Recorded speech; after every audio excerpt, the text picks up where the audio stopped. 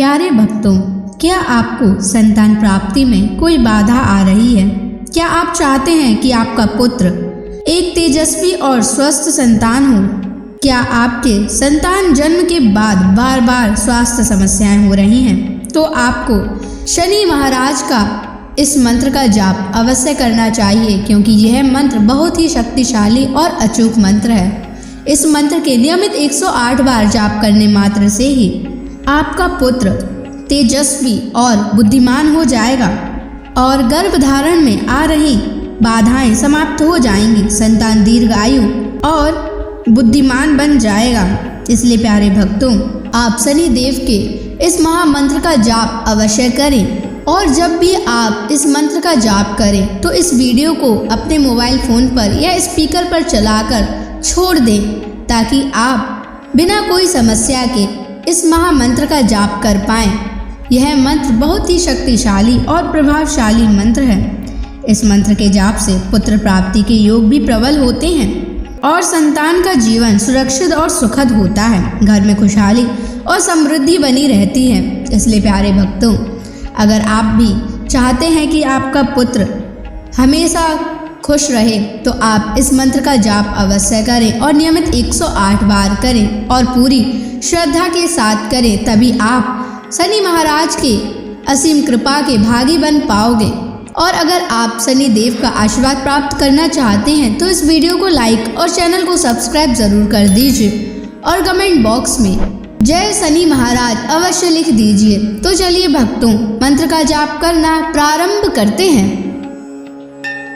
ओम ह्रीं श्रीं क्लीं शन शनैश्चराय महाक्रूराय नमः।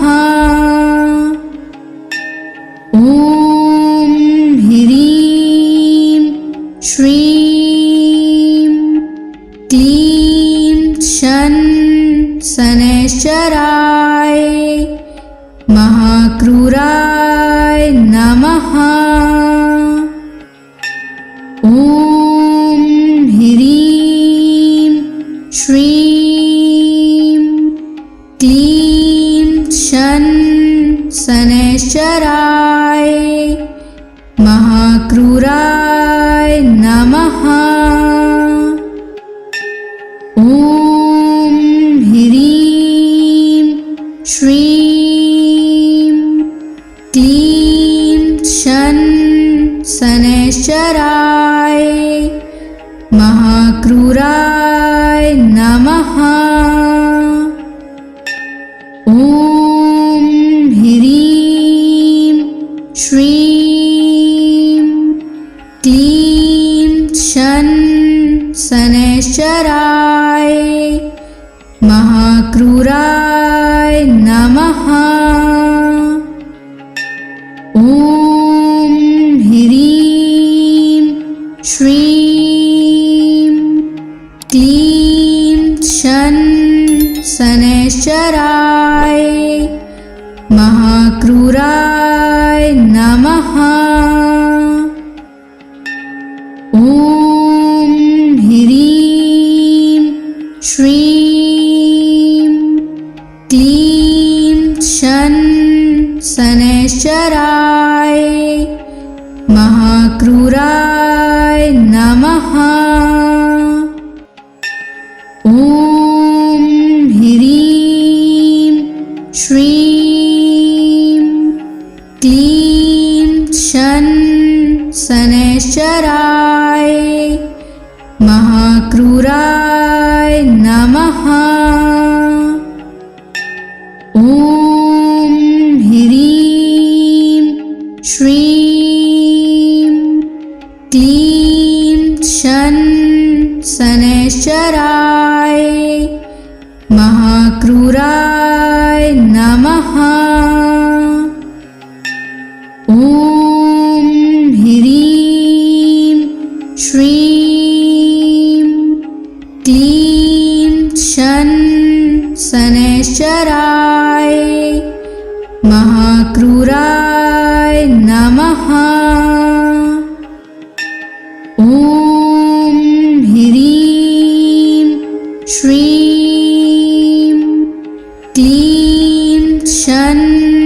शनैश्चराय महाक्रूराय नमः। ॐ ह्रीं श्रीं क्लीं शनैश्चराय महाक्रूराय नमः।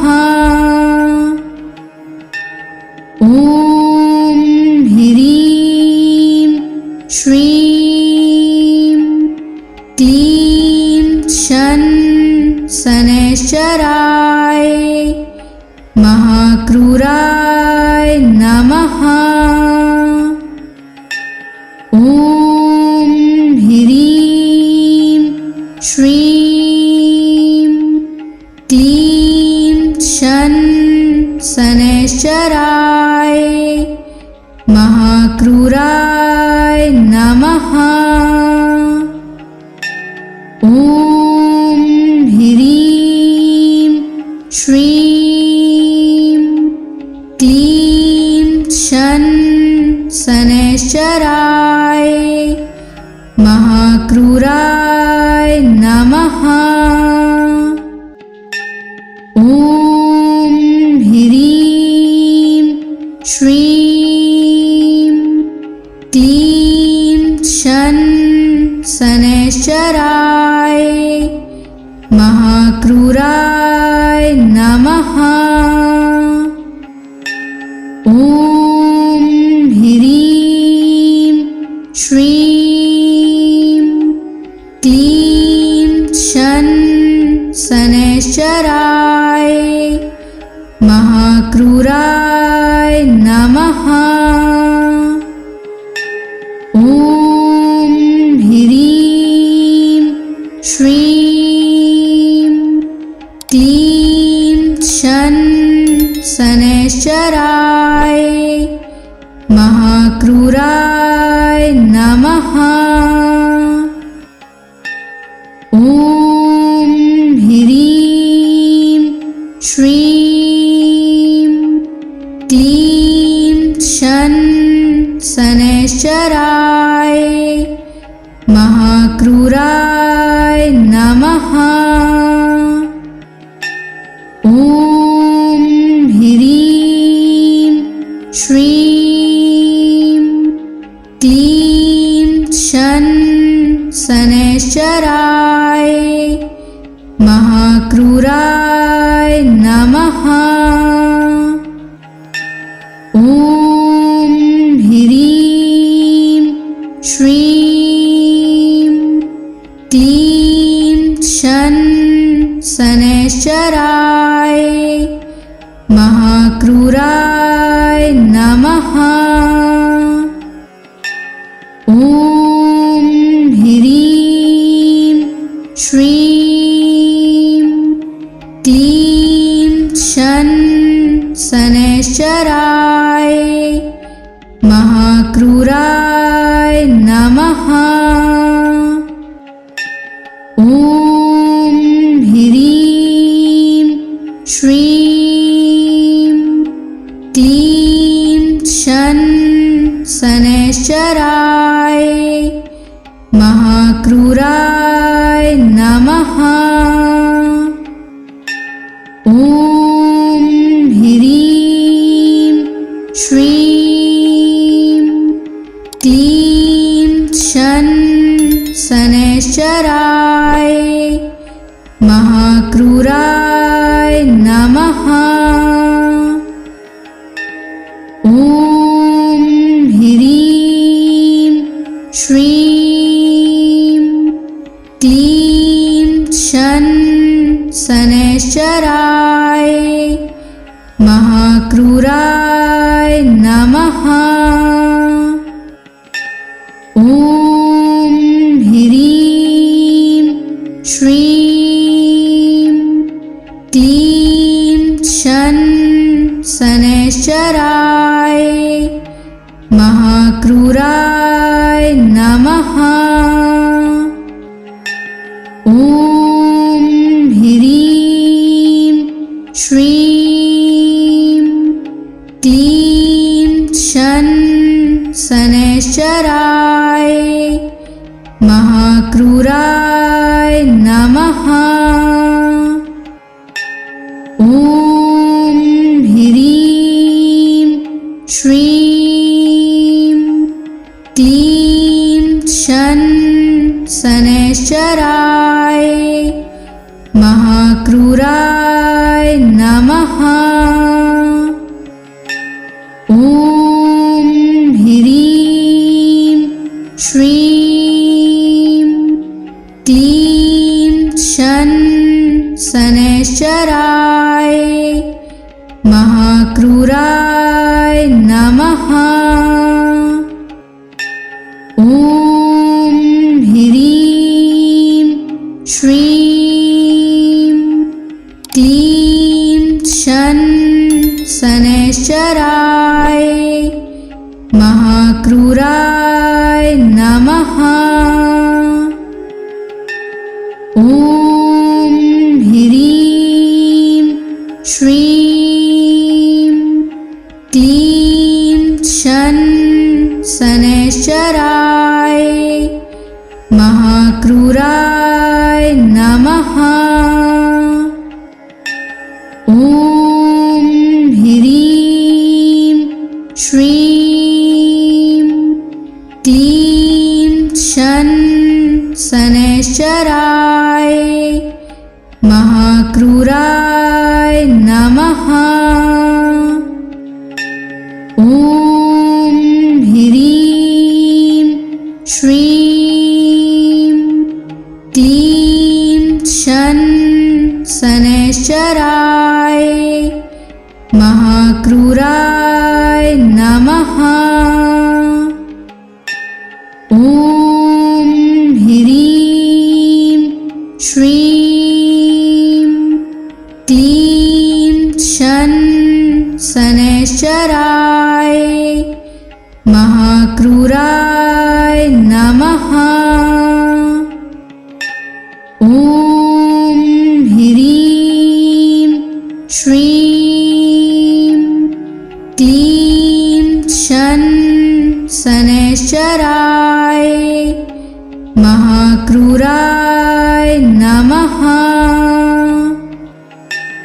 ॐ ह्रीं श्रीं क्लीं शन शनैश्चराय महाक्रूराय नमः। ॐ ह्रीं श्रीं क्लीं शन शनैश्चराय महाक्रूराय नमः। ॐ ह्रीं श्रीं क्लीं शन शनैश्चराय महाक्रूराय नमः। ॐ ह्रीं श्रीं क्लीं शन शनैश्चराय महाक्रूराय नमः। ॐ ह्रीं श्रीं क्लीं शन शनैश्चराय महाक्रूराय नमः। ॐ ह्रीं श्रीं क्लीं शन शनैश्चराय महाक्रूराय नमः। ॐ ह्रीं श्रीं क्लीं शन शनैश्चराय महाक्रूराय नमः। ॐ ह्रीं श्रीं क्लीं शन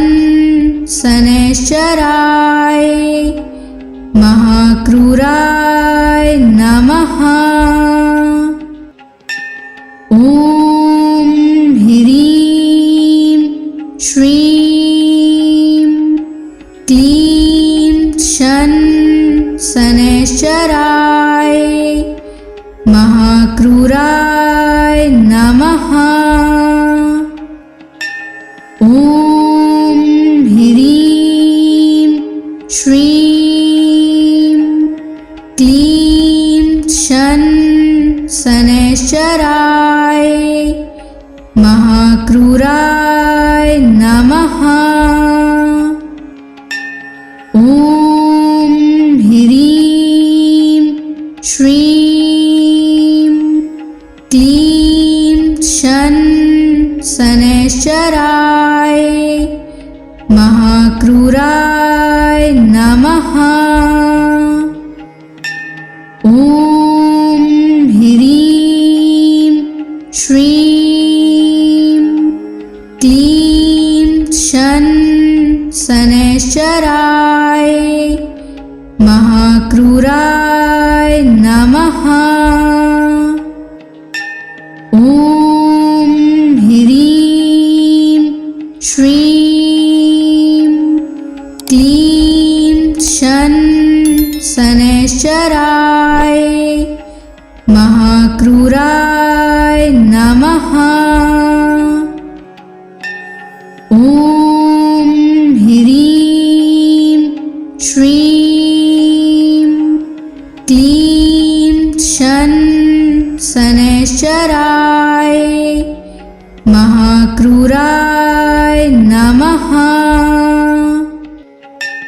ॐ ह्रीं श्रीं क्लीं शन शनैश्चराय महाक्रूराय नमः।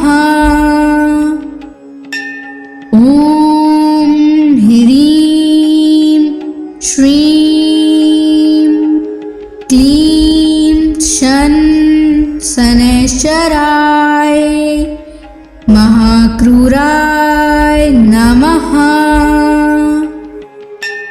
ॐ ह्रीं श्रीं क्लीं शन शनैश्चराय महाक्रूराय नमः। ॐ ह्रीं श्रीं क्लीं शन शनैश्चराय महाक्रूराय नमः। ॐ ह्रीं श्रीं क्लीं शन शनैश्चराय महाक्रूराय नमः। ॐ ह्रीं श्रीं क्लीं शन शनैश्चराय महाक्रूराय नमः। ॐ ह्रीं श्रीं क्लीं शन शनैश्चराय महाक्रूराय नमः। ॐ ह्रीं श्रीं क्लीं शन शनैश्चराय महाक्रूराय नमः। ॐ ह्रीं श्रीं क्लीं शन शनैश्चराय महाक्रूराय नमः। ॐ ह्रीं श्रीं क्लीं शन शनैश्चराय महाक्रूराय नमः। ॐ ह्रीं श्रीं क्लीं शन शनैश्चराय महाक्रूराय नमः। ॐ ह्रीं श्रीं क्लीं शन शनैश्चराय महाक्रूराय नमः। ॐ ह्रीं श्रीं क्लीं शन शनैश्चराय महाक्रूराय नमः। ॐ ह्रीं श्रीं क्लीं शन शनैश्चराय महाक्रूराय नमः। ॐ ह्रीं श्रीं क्लीं शन शनैश्चराय महाक्रूराय नमः। ॐ ह्रीं श्रीं क्लीं शन शनैश्चराय महाक्रूराय नमः। ॐ ह्रीं श्रीं क्लीं शन शनैश्चराय महाक्रूराय नमः। ॐ ह्रीं श्रीं क्लीं शन शनैश्चराय महाक्रूराय नमः। ॐ ह्रीं श्रीं क्लीं शन शनैश्चराय महाक्रूराय नमः। ॐ ह्रीं श्रीं क्लीं शन शनैश्चराय महाक्रूराय नमः। ॐ ह्रीं श्रीं क्लीं शन शनैश्चराय महाक्रूराय नमः।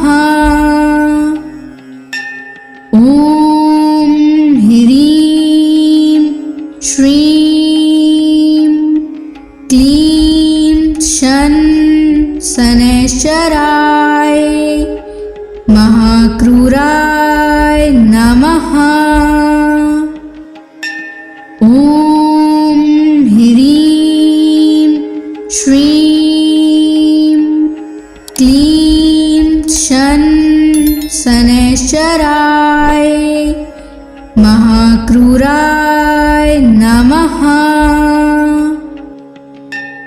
ॐ ह्रीं श्रीं क्लीं शन शनैश्चराय महाक्रूराय नमः।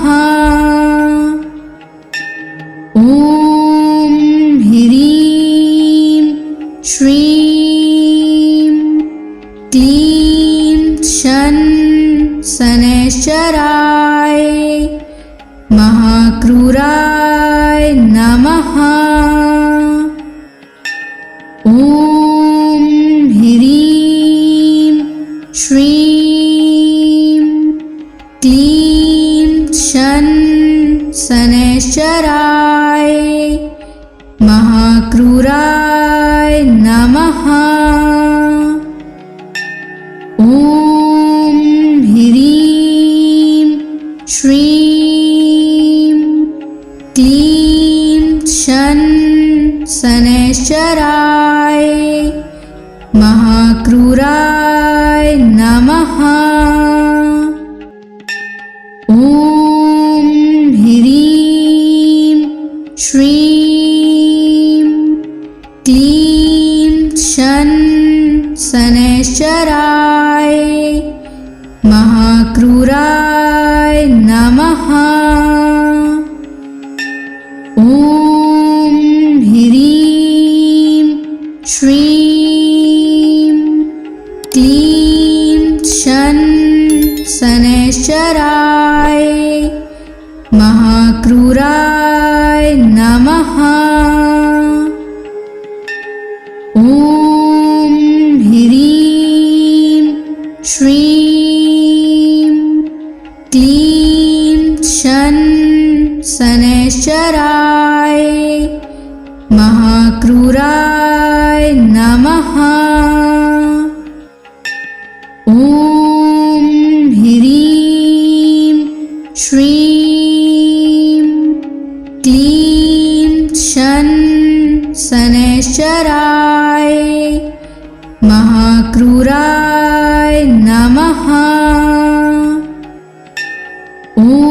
ॐ ह्रीं श्रीं क्लीं शन शनैश्चराय महाक्रूराय नमः। ॐ ह्रीं श्रीं क्लीं शन शनैश्चराय महाक्रूराय नमः। ॐ ह्रीं श्रीं क्लीं शन शनैश्चराय महाक्रूराय नमः। ॐ ह्रीं श्रीं क्लीं शन शनैश्चराय महाक्रूराय नमः। ॐ ह्रीं श्रीं क्लीं शन शनैश्चराय महाक्रूराय नमः।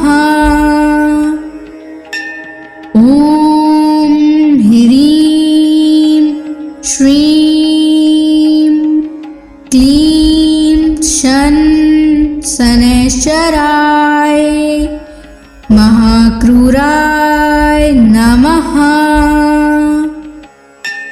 ॐ ह्रीं श्रीं क्लीं शन शनैश्चराय महाक्रूराय नमः।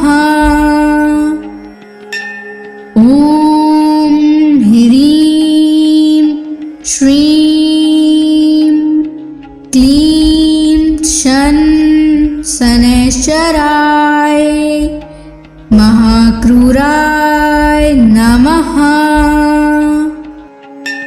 ॐ ह्रीं श्रीं क्लीं शन शनैश्चराय महाक्रूराय नमः। ॐ ह्रीं श्रीं क्लीं शन शनैश्चराय महाक्रूराय नमः। ॐ ह्रीं श्रीं क्लीं शन शनैश्चराय महाक्रूराय नमः।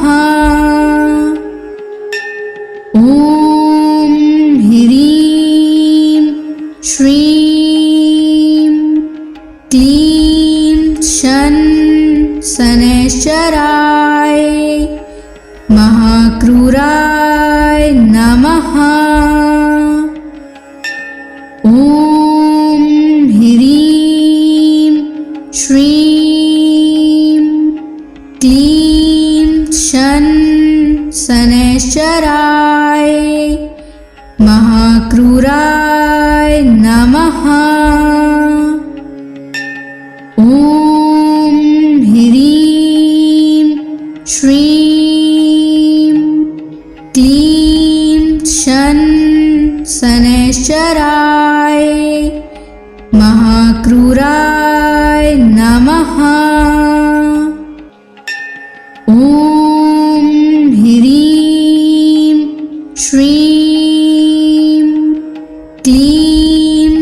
शन शनैश्चराय महाक्रूराय नमः। ॐ ह्रीं श्रीं क्लीं शन शनैश्चराय महाक्रूराय नमः। ॐ ह्रीं श्रीं क्लीं शन शनैश्चराय महाक्रूराय नमः। ॐ ह्रीं श्रीं क्लीं शन शनैश्चराय महाक्रूराय नमः। ॐ ह्रीं श्रीं क्लीं शन शनैश्चराय महाक्रूराय नमः। ॐ ह्रीं श्रीं क्लीं शन शनैश्चराय महाक्रूराय नमः। ॐ ह्रीं श्रीं क्लीं शन शनैश्चराय महाक्रूराय नमः। ॐ ह्रीं श्रीं क्लीं शन शनैश्चराय महाक्रूराय नमः। ॐ ह्रीं श्रीं क्लीं शन शनैश्चराय महाक्रूराय नमः। ॐ ह्रीं श्रीं क्लीं शन शनैश्चराय महाक्रूराय नमः। ॐ ह्रीं श्रीं क्लीं शन शनैश्चराय महाक्रूराय नमः। ॐ ह्रीं श्रीं क्लीं शन शनैश्चराय महाक्रूराय नमः। ॐ ह्रीं श्रीं क्लीं शन शनैश्चराय महाक्रूराय नमः। ॐ ह्रीं श्रीं क्लीं शन शनैश्चराय महाक्रूराय नमः। ॐ ह्रीं श्रीं क्लीं शन शनैश्चराय महाक्रूराय नमः। ॐ ह्रीं श्रीं क्लीं शन शनैश्चराय महाक्रूराय नमः। ॐ ह्रीं श्रीं क्लीं शनैश्चराय महाक्रूराय नमः। ॐ ह्रीं श्रीं क्लीं शनैश्चराय महाक्रूराय नमः। ॐ ह्रीं श्रीं क्लीं शनैश्चराय महाक्रूराय नमः। ॐ ह्रीं श्रीं क्लीं शनैश्चराय महाक्रूराय नमः। ॐ ह्रीं श्रीं क्लीं शनैश्चराय महाक्रूराय नमः। ॐ ह्रीं श्रीं क्लीं शनैश्चराय महाक्रूराय नमः। ॐ ह्रीं श्रीं क्लीं शनैश्चराय महाक्रूराय नमः। ॐ ह्रीं श्रीं क्लीं शनैश्चराय महाक्रूराय नमः। ॐ ह्रीं श्रीं क्लीं शनैश्चराय महाक्रूराय नमः। ॐ ह्रीं श्रीं क्लीं शनैश्चराय महाक्रूराय नमः।